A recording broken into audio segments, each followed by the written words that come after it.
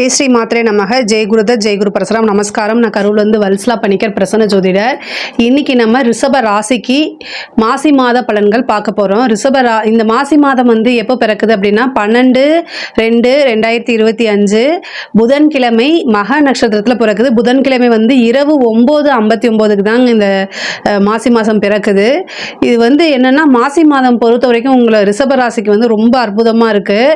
இவ்வளோ நாளாக உங்களுடைய ராசியில் குரு வந்து வக்ரமாக இருந்தார். இந்த மாதம் அந்த வக்ர நிவர்த்தி ஆயிட்டாரு.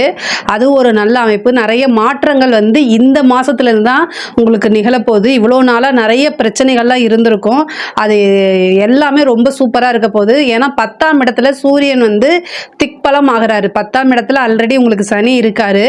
இப்போ சூரியனும் வந்து திக்பலம் அடைய போகிறாரு. ஒரு நல்ல ராஜயோகம் அப்படின்னா இந்த மாதம் உங்களுக்கு நல்ல அமைப்புகள் இருக்குது. அது மட்டும் இல்லாமல் சுக்கிரனும் உங்களுடைய ராசி அதிபதி சுக்கிரனும் வந்து உச்சத்தில் இருக்காரு. ஸோ அதனால அதுவும் உச்சம் அப்படிங்கிறது என்னன்னா 11ஆம் இடத்துல இருக்காரு. அப்போனா பார்த்துக்கோங்க, ரிஷப ராசிக்காரங்களுக்கு இந்த மாசி மாதம் வந்து நல்ல அருமையான பலன்கள். அதாவது ஒரு பெரும் பணம் அப்படிங்கிறது வந்து இந்த மாதம் நீங்கள் இவ்வளோ நாளாக வந்து எதிர்பார்த்துட்டு இருந்திருப்பீங்க. ஒரு பெரிய அமௌண்ட் நமக்கு வருமா அப்படின்னு எதிர்பார்த்துட்டு இருப்பீங்க. அவங்களுக்கெல்லாம் இந்த மாதம் வந்து நல்ல அமைப்பு. ஏன்னா சுக்கிரன் வந்து உங்களுடைய ராசி அதிபதியே வந்து 11ஆம் இடத்துல ராகுவோடு சேர்ந்துருக்காரு. ஒரு பெரிய நீங்கள் இவ்வளோ நாளாக போட்ட எஃபர்ட்டுக்கு ஒரு பெரிய அமௌண்ட் அப்படிங்கிறது வந்து உங்களுக்கு கண்டிப்பாக வரப்போகுது. ஏன்னா சுக்கிரன் வந்து உச்சம் பெற்றுட்டா ராசிக்கு கண்டிப்பாக நல்லதை செய்வார். அது மட்டும் இல்லாமல் சூரியனும் திக்பலம் இருக்காரு.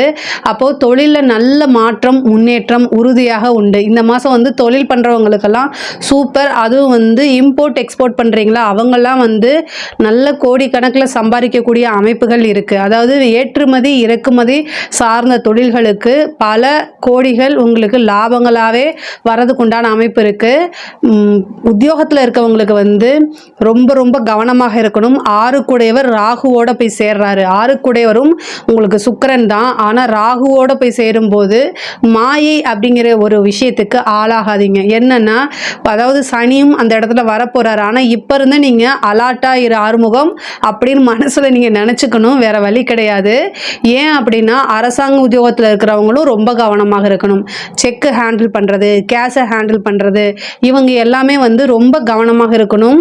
பணத்தை மாற்றி விடுற விஷயங்கள், இந்த மாதிரி விஷயங்களே ரொம்ப கவனமாக இருக்கணும். பொதுவாகவே நீங்கள் செய்யக்கூடிய ஒவ்வொரு செயலியுமே யோசிச்சு செஞ்சீங்க அப்படின்னா உத்தியோகத்தில் இருக்கவங்களுக்கு எந்த பிரச்சனையும் இல்லை. ஆனால் உத்தியோகத்தில் உங்களுக்கு நல்ல லாபம், நீங்கள் எதிர்பார்க்காத வகையில் ஒரு மிகப்பெரிய அமௌண்ட்டு அப்படிங்கிறது உங்களுக்கு வரதுக்குண்டான வாய்ப்புகள் இருக்குது. ஒரு சிலருக்கு வந்து வீடு கட்டக்கூடிய பிராப்தம், வண்டி வாகனங்கள் வாங்கக்கூடிய பிராப்தம், இது எல்லாமே ரிஷபராசிக்காரங்களுக்கு இருக்குது. 4ஆம் இடத்தை சூரியன் பார்க்குறாரு. சூரியன் வந்து உங்களுக்கு 4ஆம் அதிபதி. அவர் சனியோடு சேர்ந்து, அதாவது உங்களுக்கு உங்களுக்கு ராஜ யோகத்தை கொடுக்கக்கூடிய சனியோட சூரியனும் புதனும் சேர்ந்திருக்கு. அதனால் நல்ல அமைப்பு. 2 குடையவரும் 5 குடையவரும் உங்களுக்கு புதனா வந்து அவரும் 10ஆம் இடத்துல இருக்காரு. தொழில் மூலிமா நல்ல லாபம், நல்ல வருமானம். சூரியன் திக்பலம் அடைஞ்சிருக்கனால இந்த மாதம் வந்து ஒரு பெரிய மாற்றம்ங்க. நல்ல வருமானம் லாபம் எல்லாமே ஈட்டக்கூடிய அமைப்புகள் இருக்குது. படிக்கக்கூடிய குழந்தைகள் வந்து படிப்பில் ரொம்ப ஆர்வமாக இருக்கணும். இல்லை அப்படின்னா கண்டிப்பாக நீங்கள் நினச்ச மார்க்கை வாங்க முடியாது. புதன் கல்விக்காரகன் வந்து சனியோட போய் சேர்ந்து மந்தப்படுத்திடுவார். படித்தது எதுவுமே ஞாபகத்தில் இருக்காது. படிப்பை பொறுத்த வரைக்கும் கவனமாக இல்லை அப்படின்னா கண்டிப்பாக நீங்கள் நினச்ச விஷயங்கள், அதாவது ஃபெயில் ஆகிறதுக்கு வாய்ப்புகள் இருக்குது. அதனால் கவனமாக இருங்க. கலைத்துறை சம்மந்தப்பட்டவங்களுக்கு இது சூப்பரான ஒரு பொற்காலம். இந்த மாதம் வந்து சுக்கிரன் வந்து உச்சத்தில் இருக்குது. கலைக்கு சம்மந்தப்பட்ட சுக்கிரனே உச்சத்தில் இருக்குது, அதுவும் ராகுவோடு சேர்ந்து. அதனால் வந்து நீங்கள் இந்த மாதத்தில் பண்ணக்கூடிய ஒரு எஃபர்ட்டு உங்களுடைய வாழ்க்கையில் மறக்க முடியாத ஒரு ஆப்பர்ச்சுனிட்டி, ஒரு வாய்ப்பை வந்து உங்களுக்கு கொண்டாந்து கொடுத்துரும்.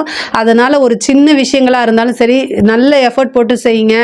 ஒரு வீடியோலாம் நீங்கள் பண்ணுறீங்க அப்படின்னா அதெல்லாம் வைரல் ஆகிறதுக்கு வாய்ப்பு இருக்குது. மிகப்பெரிய லெவலில் பிரம்மாண்டப்படுத்துறதுக்கு உண்டான வாய்ப்பு இருக்குது. பிரபலியம் அப்படிங்கக்கூடியது வந்து இந்த மாதம் தான் உங்களுக்கு கிடைக்குது.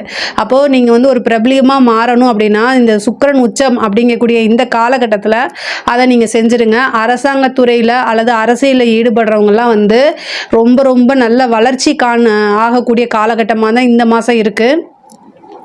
அரசியலில் இருக்கவங்களுக்குலாம் வந்து பார்த்திங்கன்னா பொதுமக்களுடைய ஆதரவுகள் நிறைய கிடைக்கும். அதே மாதிரி நீங்கள் செய்யக்கூடிய நல்ல விஷயங்கள் எல்லாமே போய் பெரிய லெவலில் ரீச் ஆகும். உங்கள் மேலே இருந்த பிரச்சனைகள், அதே மாதிரி கெட்ட பெயர்கள், அவப்பெயர்கள் எல்லாமே இந்த மாதம் வந்து விலகிரும். குரு அஷ்டமாதிபதி 11 கூடையவர் இது. அதனால் வந்து ஏதாவது ஒரு திடீர்னு ஒரு ராஜயோகம் கிடைக்கிறது, புதையல், லாட்ரி இந்த மாதிரி யோகம் கிடைக்கிறது, இதுக்கெல்லாமே வந்து வாய்ப்பு இருக்குது. குரு வந்து வக்ர நிவர்த்தியானது உங்களுக்கு வந்து அதாவது பெரிய மன நெருடல்ல இருந்து நீங்கள் வெளியில் வர மாதிரி தான். அதே மாதிரி 2ஆம் இடத்துக்கு வந்து பார்த்திங்கன்னா புதன் வந்து என்னென்னா 27ஆம் தேதிக்கு மேலே நீச்சமாக போகிறாரு 11ஆம் இடத்துல. அதனால் செலவுகளை வந்து குறைச்சி வருமானத்தை பெருக்கிறதுக்கு என்ன வழிகளோ அதை பாருங்கள். புதன் நீச்சமாகும் போது உங்களுக்கு கடன் சம்மந்தப்பட்ட பிரச்சனைகளோ அல்லது வந்து செலவு விரயம் ஆகிறதுக்கு உண்டான வாய்ப்புகள் இருக்குது. ஆனாலும் புதன் வந்து உங்களுக்கு நீச்சபங்க ராஜயோகம் தான். நீங்கள் எப்பவும் போடக்கூடிய கடினமான உழைப்பை போடுங்க.